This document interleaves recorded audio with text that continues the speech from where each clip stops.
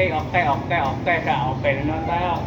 Ito na ang ika 40 days. 40 days. Tama ba? Ika 40 na araw sa every other day cardio ko sa hapon. Kanina umaga, back yung inuupakan namin. Tapos ngayon, cardio na naman. Yan naman yung pattern ko sa ngayon. Yan na nga, tayo kong sinasabi, paulit-ulit kong sinasabi. Para naman ako sasabihin dito maganda. At saka, ano ba, mga magagandang informasyon. Ibang, basta gano'n, wala naman ako, ano. Ang piniplex ko lang dito, yung consistency. Ibig sabihin, 40 na araw na tong every other day cardio, 80 days na akong prepare 80 days na yung preparation ko. Ilang buwan ba yun? 2 kalahati. Ano ba? 60. Mahigit pala. 2 buwan na kalahati. Mahigit. Sabihin na lang natin mahigit. Yan yan ha. Yun yung tagal ng preparation ko. Tapos meron pang natirang ilang araw na ba?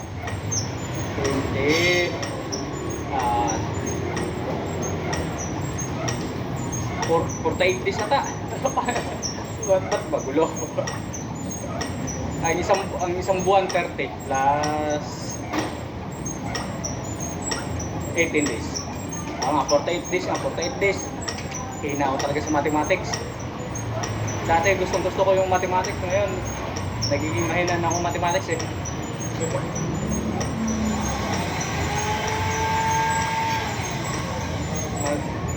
Para may pang post na naman sa social media ba? Ano naman talaga buhay natin ngayon eh. Nasa social media na tayo palagi. Post lang tayo ng post. Kaya sabihin yung papapansin kami. Hindi kami nagpapapansin. Ang ano lang namin doon, yung remembrance. Pag na-post mo sa social media yung mga pinagagawa mo sa araw, yung taon-taon niya yung ipaalala sa'yo. Eh, taon-taon lumilipas yung araw din natin. Basta ganun yun. Kaya yun na yung pinaka main purpose ko talaga dati pa nung nagsimula ako nag-gym para yun nga, para ipaalala sa atin social media na ganitong buwan, ganitong petsa, ito yung ginagawa mo noon. Ayan. Tapos yung itsura natin paglipas ng mga araw, mga taon, magbago din magbago.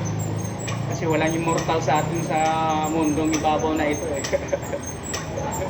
Paglipas ng mga araw, patanda talaga tayong patanda. Aminin man natin o hindi, yun talaga yung hubad na katotohanan. Tatanda talaga tayo ng tatanda. Taon-taon. Pero kami, ako pala. Edad lang yung tumanda, yung isip, wala, bata pa rin. Bata yung isip pa rin. Ganun lang ka-basic yun. Pagka yun yung advantage sa mga batang isip kaysa feeling matured. Chill lang yung buhay ba? Ba't ba natin problemahin lahat-lahat?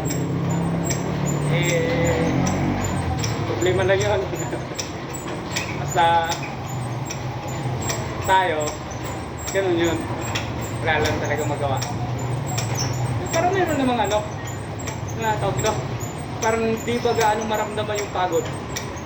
Pag nag-cardio ka kasi, tapos wala ka namang ibang pinagkaabalahan, naantokin ka eh. Hindi ka gaya nung magnawa ka na magnawa, walang antok. Tsaka isa pa, habang nagsasalita ka, nag-burn ka rin ng calories. So, sayang din yun. Kung nakapag-burn ka ng mga ilang calories, bukod sa pagka-cardio mo, dagdag na rin yun. Ano lang ka-basic yun. Tayo nag-cardio para makapag-burn ng extra calories eh. Bukod doon, mapalakas din natin yung ah, vascular system natin. Natama ka. Parang hindi ako sure doon, pero i-google yun na lang. Yun lang naman ka-basic yan eh. Pag mayroon kang naririnig na parang hindi ka sigurado, Google mo, mas matalino si Google. Ano lang ka-basic ang buhay. Hindi kagaya noon na magpunta ka pa sa encyclopedia. Tama ba? O kaya sa dictionary kung mayroon kang medyo kung mayroon kang gustong malalaman o gustong linawin. Ngayon, nasa dulo na lang ng mga delivery natin. Hindi mo na kailangan magpunta ng library. Punta ka na lang kahit kay Google. Wala lang talaga magawa, ano. Yan mo na. Yan talaga. Nga ayaw niya sa mga chismis niya. Bawat ginagawa natin sa buhay natin, bawat galaw, i-burn tayo ng calories.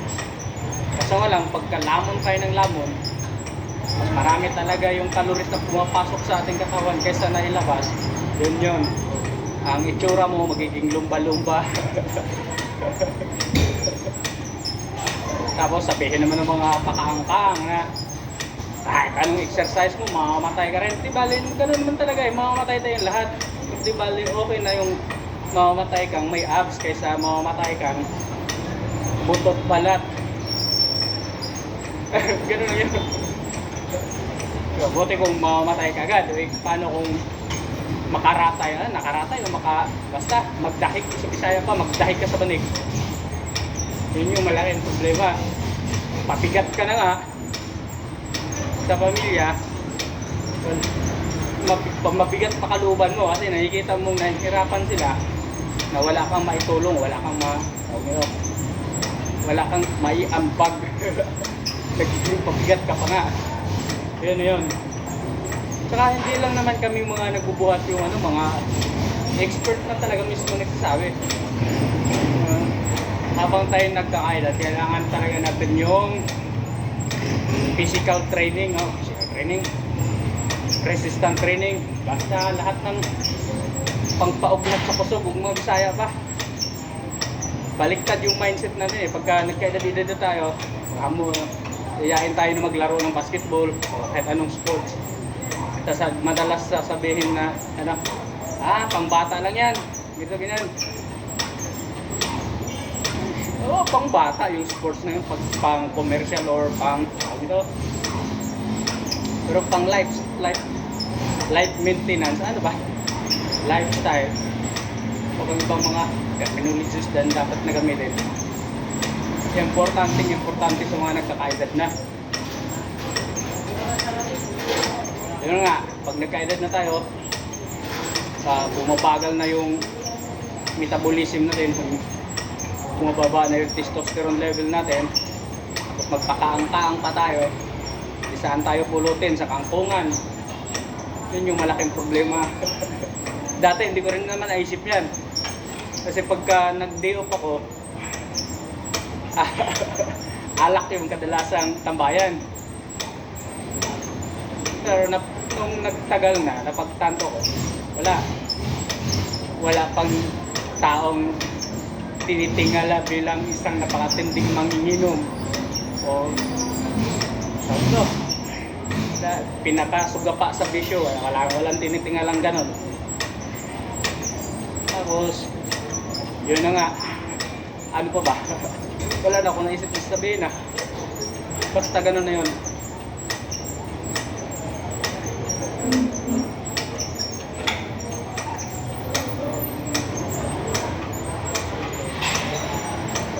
Nabusan ako sa sabihin, di ba? Naghang pag naghang na, i-research na rin ito para ma-refresh. Ba dapat nating pagmuni-munihan. Basta ganun na yun. Habang tayo nagkakaedad, hindi pwedeng pakaang-kaang tayo. Kailangan nating mag-spread kahit pa sabihin natin pagod sa trabaho. Ang katawan ng tao, naka-design yan na kayang makasurvive sa lahat ng bagay. Dati nung bago ko palang ginagawa yung galing sa duty ng 24 oras diretso gym, talaga napakahirap. Parang mandilim yung paningin mo na hindi mo mawari.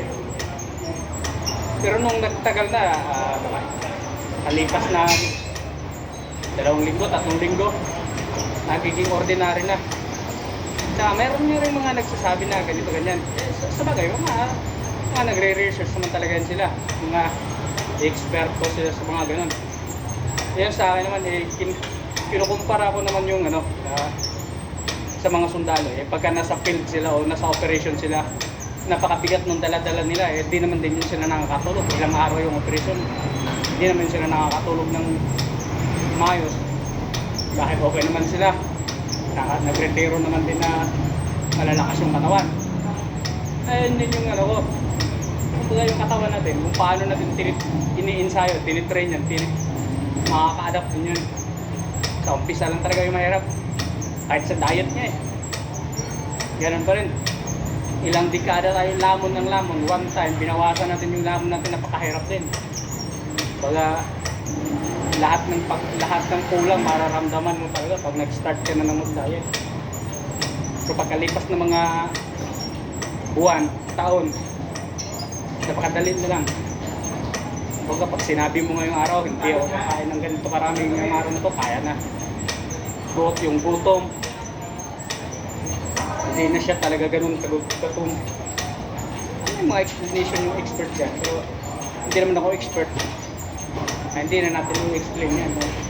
Ano-ano yung mga kadahilanan yung bakit ganun. Dito naman tayo sa simple term. Kasi yung katawan niya natin, nasa sa atin na yan kung paano natin turuan. Yung katawan natin, naka-design talaga yan para maka-adapt sa lahat ng bagay.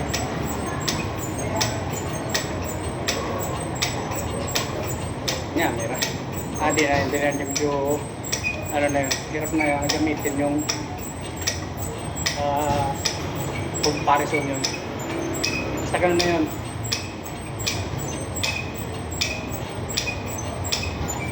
Ano pa ba? Ano pa? Okay. Wala na ata ako naisip. Wala na ata. Mayroon pa talaga ako. Kasi wala naman. Masipag lang talaga ako. Kahit hindi nag-isip.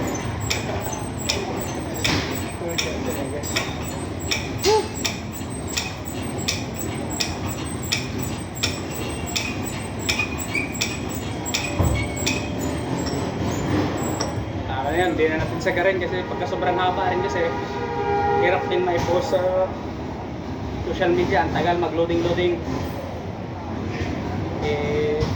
Maiksi na pasensya ko ngayon. Madali na ako mag-pick-on ngayon. Kaya hindi na pwede yung sobrang haba para mabilis na may download o may upload. Okay. Next topic. Next topic pa.